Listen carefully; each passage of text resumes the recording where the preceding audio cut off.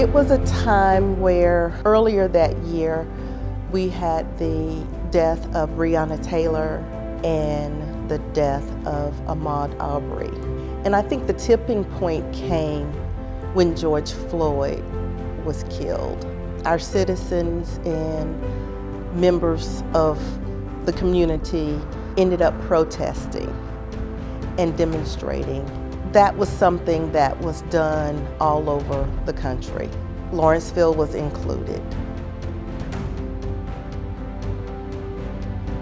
They wanted the world to hear them, and they wanted their voices to be heard. The mayor, myself, the city manager, we all sat down with them. And of course, the police chief at the time sat down as well. So there were several meetings with the students. They were not aware of some of the things that the police do.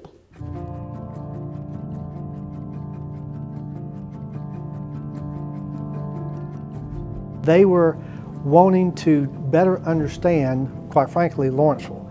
They were there because of the George Floyd, but what they found out here was that there's a city government, a county government, a state government, and a federal government. That was the outcome after the protest. And then meeting with the leaders about 5 times, their final ask was for us to create a situation where we could teach civics to the targeted age of 17 to 25. So with those questions, there came opportunity for them to learn more. I hope that our students will get engaged with government, which is part of what the ReCAST program is doing.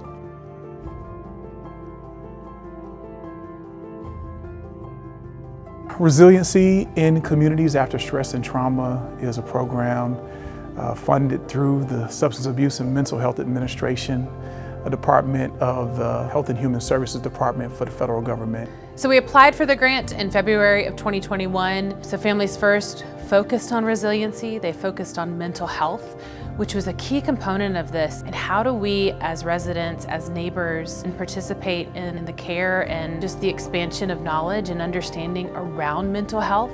So taking it from a stigma and really putting in certain practices. We also knew that we needed to provide those essential wraparound services around housing.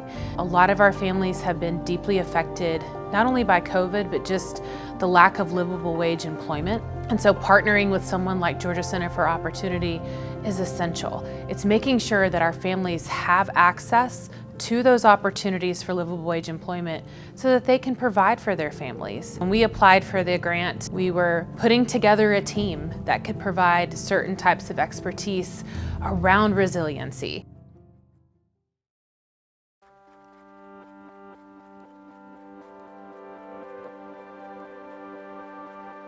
Then in July, a lot of us were on vacation. We get a surprise email that says, we have just received the ReCAST Grant. And so you get excited, a little overwhelmed, don't really know what that means, but definitely hopeful. Well, I think the city stood out because we were a suburban community. We're in one of the largest counties on this side of the country, in that there's about 1 million people that live in Gwinnett County. But we as a suburban community are serving that population at large. But I think the data as we were developing the grant showed that we do have some mental health issues in the city that gave us a great starting point for where we were at, and then what this grant can help us achieve in the future. What impressed me about Lawrenceville prior to receipt of the grant is that there was already a collaboration called Crisis to Careers. It was City of Lawrenceville and 3 other organizations. September of 2021, we start discussing what it looks like to plan this entire grant. And for us, it started with the community needs assessment. We really kicked off that community needs and resources assessment in January of this year. Went into the community created focus groups and put whiteboards into various businesses and nonprofit organizations. Went and talked to educational leaders and mental health leaders. We also went to the schools and got feedback from young people. Really trying to get a sense from the ground up about what the community is looking for and what's needed in a place like Lawrenceville. The number one thing that we really heard is that people just didn't know that services were available, and then how do they get them. So that's really the first 6 to 7 months of this is getting the information, putting it together in a package, and then creating a plan. And then we start implementing that plan when we really get into 2022. We have our ReCAST board that is also essential to this, and it is full of some of the best experts in the state of Georgia around mental health, around education. The ReCAST Grant has been a really neat catalyst to spotlight the city, to where other people in the community, we were able to bring them in, create the committee, the ReCAST committee, and it has been one of the most well-attended committees that the city has right now. In fact, I would say it's better attended than many of the city council meetings, because people are wanting to know what's going on, what is it that the ReCAST committee can do to help our young population, which is our legacy.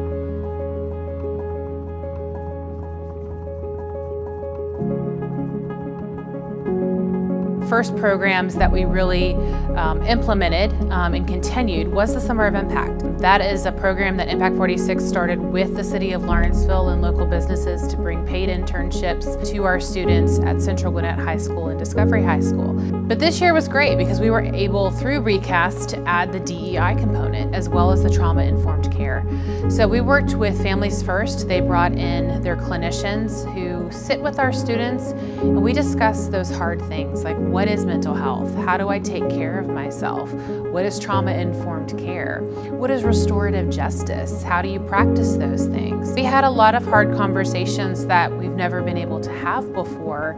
It's amazing to see the resiliency in the students, but to also take it a step forward and to provide those types of trainings that they've been asking for. We also did workshops that were centered around our police and our students. So hearing from both sides, so the students have an opportunity to talk about the policy changes that they would want to see in Lawrenceville with actual police officers. Another addition to the student program that we're able to provide through ReCAST is our Youth Council, which we named Lawrenceville Legacy Leaders. Lawrenceville Legacy Leaders is in partnership with Impact 46, and it's been a 4 or 5 year dream that we've had. I'm very passionate about youth advocacy and just raising the voices of our youth and educating them on just what's in their backyard. And so we did host our meet and greet on August 26th, which is really exciting. And then we have 9 months of just collaboration and cultivating safe spaces for these students to really just share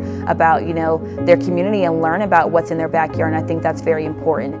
So we're going to discover together different topics. We're going to talk a lot about leadership. We're going to talk a lot about civic engagement and civic awareness. We're going to meet with the city council members for roundtable discussions, which I think is very, very important. So again, taking what happened in 2020 with the protest and then putting that into action.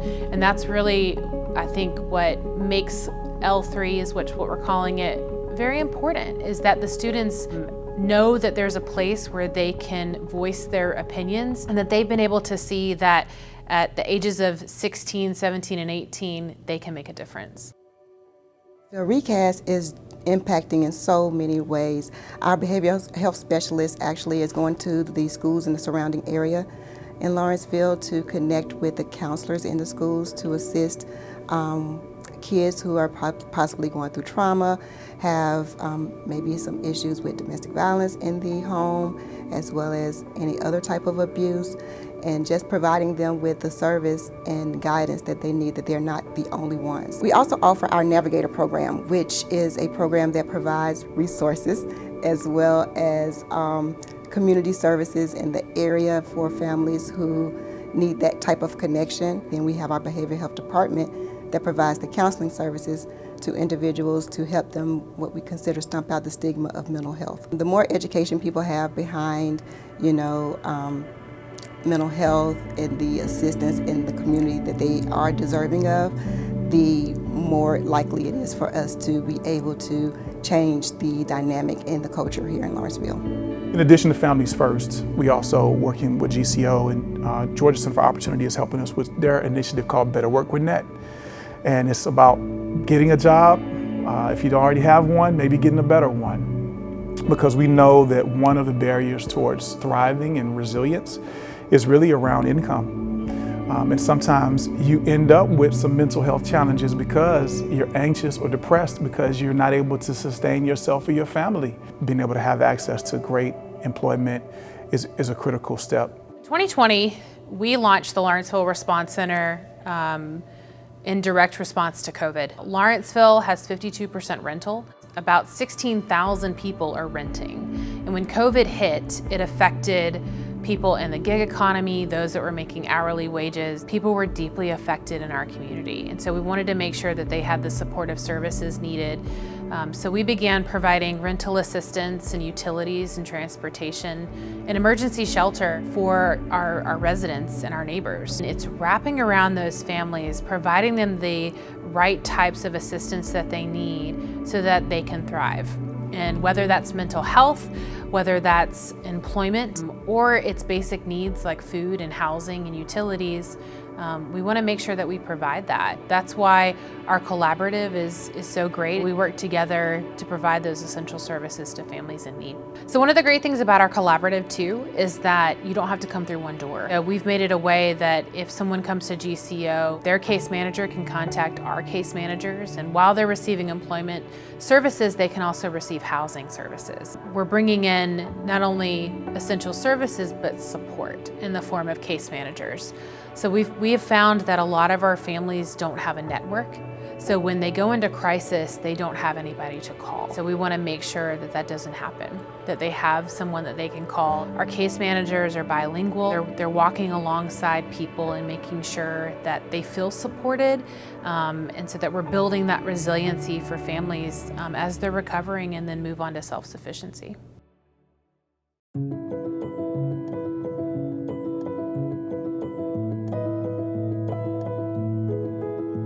I think that what's special that I do believe is actually occurring according to the data is showing is that we have given the voice to the appropriate people.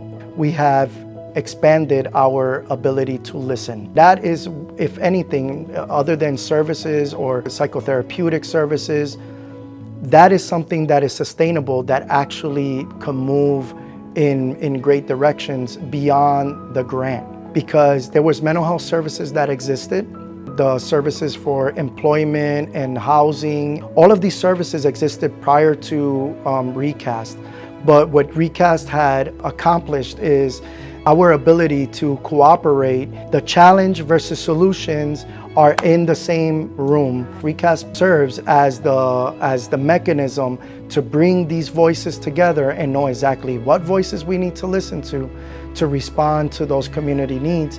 Because it was in the past, it's very, very difficult to listen to community when you have representatives of the community that not necessarily understand how to communicate or translate what the community is called for. You know, these are very emotional constructs that require more than just verbal and cognitive understanding. It's something that has to be felt out and tried, and ReCAST by default became that buffer. As a community, we have to be there to support the families so that they can raise their children feel safe and secure wherever they live, and they know where home is. So that then, because that is really important to children. They want to know where home is. Sometimes even if they don't particularly care for their parents, they want to know where home is. They can at least come home.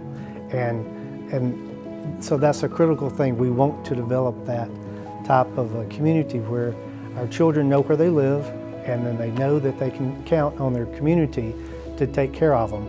Not just mom and dad, but the whole community. It's the healing. This program is about mental health, behavioral health, and making a difference in so many people's lives. that I look for it to not only improve the lives of those students, but the lives of this community.